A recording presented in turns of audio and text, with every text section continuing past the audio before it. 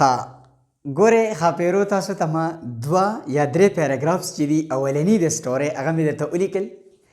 تاسو ته به لږه ډېره اندازه د دې نه شوي وي او ځینې خو به د دې په باره کې سوچونه هم شروع کړي وي، تاسو به ترې مینینګ هم اخیستی وي چې سټوري د څه په باره کې ده. ټیک ده، ګورئ تاسو ته زه دا یو پوینټ چې دی دا درته پکې آیډنټیفای کوم چې در کومې پورې پکې په دې 2-3 پیراګرافز کې کېږي، په دې باندې خو پوهه کوم. ډېره انټرسټینګ سټوري ده. وکې دی although it was 4 a.m. yet he was waiting for his beloved's call.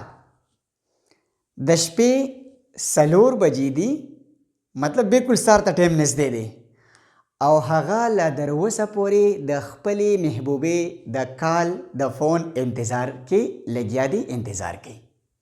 نو اولنۍ خبره خو دا ده چې 4 am ټایم څه دی؟ لکه 4 بجې ټایم دی. نو ټایم چې دی هغه څه شی دی؟ سیټینګ.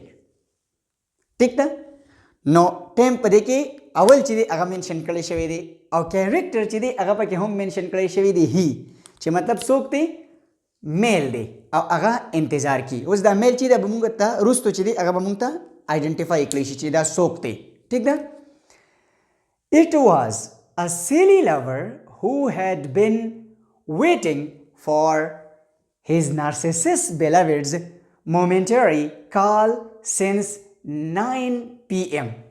دا یو بیوقوف عاشق دی چې هغه د خپلې محبوبې د لمخاتي ټلیفون دپاره د یو ورکوټې شان ټایم د کال دپاره هغه د 100 بجو نه د 9 بجو نه هغه انتظار کی د شپې، یعنی د 9 بجو نه د ویټ شروع کړی دی او د 100 پورې د 4 am پورې دی انتظار کی. ګوره ټایمز چې دي نو هغه د څه سره ریلیټډ دي؟ د سیټینګ سره ریلیټډ دي. نو دا سیټینګ مونږ ته ښایي. ټیک شو، ټایم چې دی. او دلته کې وګورئ سیلی لاور، نو کیریکټر دی که نه، پرسن دی، نو دا څه شی شو؟ کیریکټر. ښه اوس د دې نه په اخوا باندې پسې راشئ. اوس سټوري ډېرې زیاته ښایسته کېږي.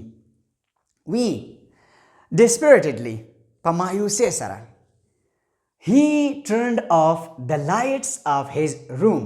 هغه د خپلې کمرې څه چلو کو؟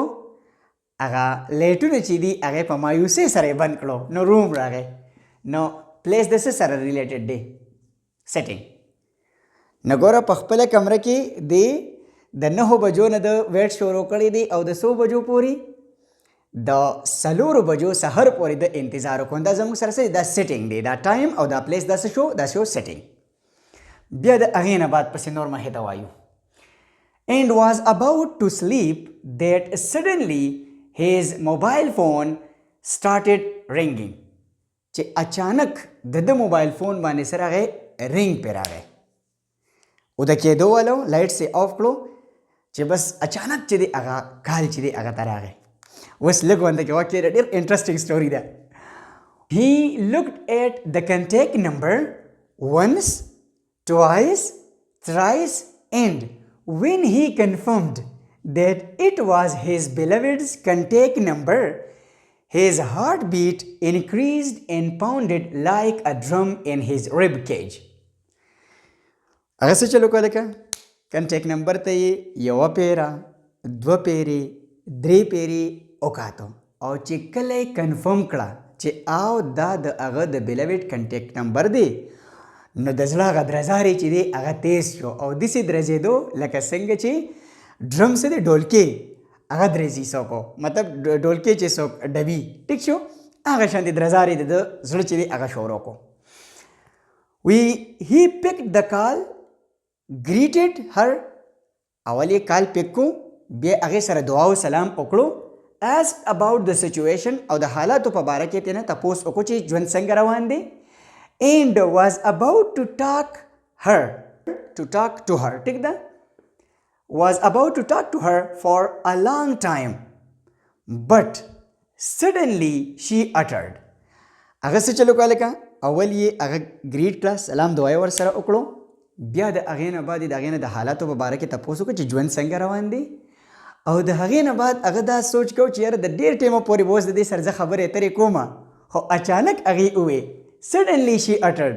اچانک هغې دا خبره وکړه if you wanna say something کو چېرې ته څه ویل غواړې hurry up جلدي وکړه I am so tired زه ډېره زیاته ستړې یم and wanna go to bed او غواړم چې کټ ته لاړه شم بس اوده کېدو واله یم څومره ښایسته سټوري ده لکه خوندوره سټوري ده که نه ده ویری ګډ نو تاسو دې ته وګورئ اولنی زموږ سره څه راغی مونږه کیریکټرز او د سیټنګز په باره کې خبره وکړه بیا تاسو وګورئ ایونټس ته اول ایونټ څه دی دې انتظار کې په دویم ایونټ کې چې دی هغه کال راغی نو دا سیکوینس باندې چې دا څه شی شو دا د شو پلاټ ټیک شو دا پلاټ شو د دې نه بعد بیا کنفلیکټ ته ګوره یو طرف ته د محبوبي بیروخي ده او بل طرف ته چې دی هغه عاشق چې دی نو هغه څه چل کي هغه د دې بیروخۍ دپاره سلوشن راوباسي سټرګل کي چې مطلب زه څنګه خپله بیلوډ چې دی هغه اچیو کړمه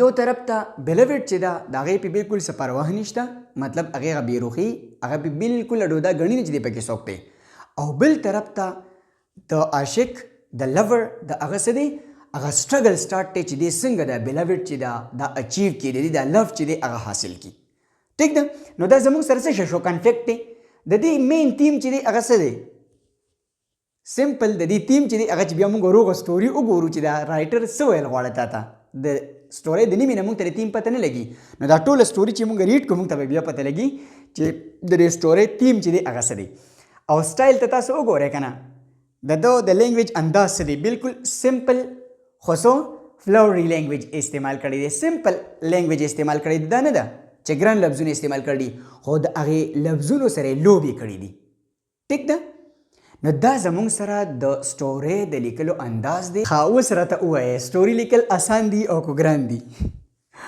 ګورئ تاسو داسې وکړئ که نه چې تاسو هم اوس یو ورکوټی شانتې سټوري چې دی هغه شروع کړئ لازمي نه چې تاسو یې په دې انداز باندې شروع کړئ تاسو یې ونس اپان ټایم نه هم شروع کولی شئ د یو ځای نه هم شروع کولی شي چې مثال په طور باندې یو ځای کې توره تیاره وه ټیک ده دا هم ویلی شي چې اوبه ډېرې زیاتې تیزې سټارټ وې په هغې کې یو هلک یا یو ماشوم چې دی هغه لامبل روان شو په ښکته باندې وړو ټیک ده لازمي نه ده چې تاسو به زما په انداز باندې سټوري لیکئ د هر انسان د رایټنګ سټایل بدل دی نو تاسو په خپل انداز سره د خپل ذهن مطابق د سټوري لیکل چې دي هغه شروع کړئ که څه پرابلم وي نو زه اویلیبل یم تاسو ته به بالکل هیڅ قسمه څه مسله نه راځي کوشش به کوو چې په یو ځای باندې د دې سټوري د لیکلو دا مسله چې دي دا حل شي ټیک دی صاحبانو